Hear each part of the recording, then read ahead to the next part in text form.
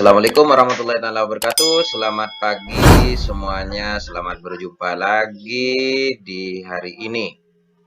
Baiklah anak-anakku, sekarang kita akan belajar tema 2, persatuan dalam perbedaan, subtema 1, rukun dalam perbedaan pada pembelajaran pertama. Ini sudah menginjak ke tema kedua. Tema 1 sudah selesai ya anak-anakku semuanya. Nah, hari ini, bulan ini adalah bulan Agustus. Ingat semua, bulan Agustus itu ada kejadian apa? Yaitu ulang tahun kemerdekaan Republik Indonesia. Nih, pada tanggal 17 Agustus ya, 1945 dulu kita merdeka. Proklamasi kemerdekaan menjadi tonggak sejarah bagi perjuangan bangsa Indonesia. Meskipun terjadi atas suku yang berbeda, rakyat Indonesia bersatu dalam memproklamirkan kemerdekaan negara Indonesia. Di setiap tanggal 17 Agustus, rakyat Indonesia selalu mendengar petugas upacara membacakan teks proklamasi. Sebagian rakyat juga bisa mendengarnya dari radio atau dari televisi atau di tempat lain. Teks proklamasi yang dibacakan memiliki sejarah bagi bangsa Indonesia. Teks tersebut adalah teks proklamasi kemerdekaan negara Indonesia. Nih teks proklamasinya ini. Nah, ini adalah contoh pada saat Presiden Soekarno membacakan teks proklamasi. Ini ada videonya ya, nah, perhatikan video asli. Proklamasi. Kami, bangsa Indonesia, dengan ini menyatakan kemerdekaan Indonesia. Hal-hal yang mengenai pemindahan kekuasaan dan lain-lain diselenggarakan dengan cara saksama dan dalam tempo yang sesingkat-singkatnya. Jakarta, 17 Agustus 1945, atas nama bangsa Indonesia, Soekarno, Hatta.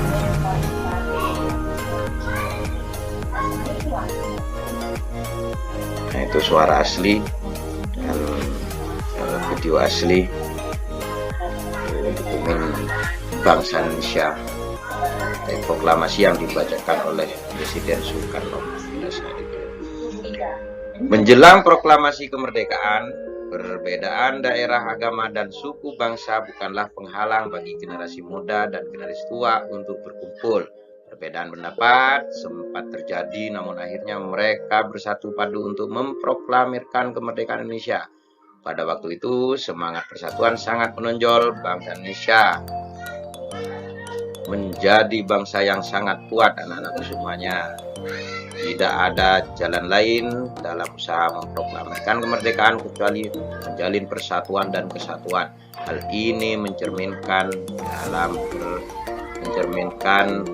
persatuan suatu bangsa meskipun dalam berbeda. Tahukah kamu bahwa proklamasi kemerdekaan memiliki makna yang sangat penting bagi bangsa Indonesia?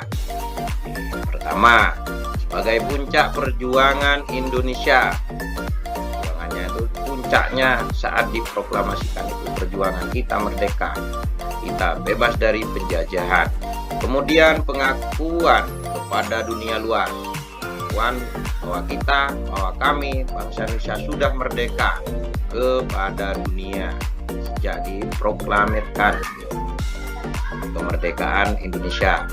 Ketiga, menaikkan martabat bangsa Indonesia. Kita menjadi bangsa yang tidak dijajah lagi. Harkat dan martabat kita itu sudah naik, bukan bangsa jajahan. Seperti itu maksudnya. Keempat, perjuangan sebagai negara baru. Nah, karena merdeka maka lahirlah negara baru, yaitu negara Republik Indonesia. Kemudian kelima, tonggak sejarah negara Indonesia. Tahukah kamu bahwa diperlukan kemampuan untuk melakukan penyesuaian atau adaptasi jika kita ingin menciptakan kerukunan dalam perbedaan.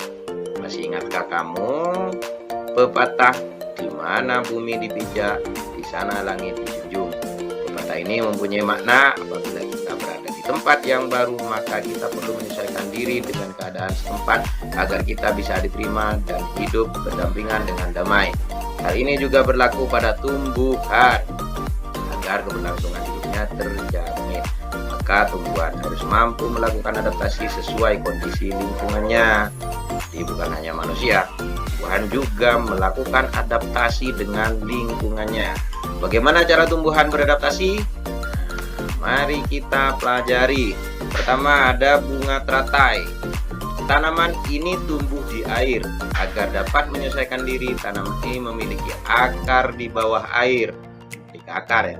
Tangkai daunnya tumbuh menjalar sehingga daun teratai dapat mengapung di air. Di cara adaptasinya, akarnya di dalam air, kemudian tangkai daunnya menjalar, artinya melebar, agar mengapung di atas air. Bisa dia tumbuh di atas air, bisa tumbuh di air maksudnya. Daun teratai bundar dan lebar. Fungsinya adalah agar daun dapat menyerap cahaya matahari sebanyak-banyaknya. Hal ini akan berdampak saat penguapan air dan berfotosintesis. Daun teratai memiliki larutan yang bermanfaat sebagai pembersih daun. Teratai memiliki batang dengan rongga di dalamnya. Rongga ini berfungsi untuk membawa oksigen ke batang dan akar. Meskipun akar berada di dalam air, akar masih tetap dapat bernafas dengan adanya rongga itu. Baiklah anak-anakku, setelah kalian mempelajari materi hari ini, yaitu tema 2, tema 1, pembelajaran 1, saatnya kalian mengerjakan tugas. Seperti biasa, tugas Pak Guru kirim via Google Form dan akan Pak Guru share linknya di grup WA. Jika ada pertanyaan, silakan langsung tanyakan kepada Pak Guru. Pak Guru akhiri. Wabillahi taufiq wal hidayah. Assalamualaikum warahmatullahi taala wabarakatuh.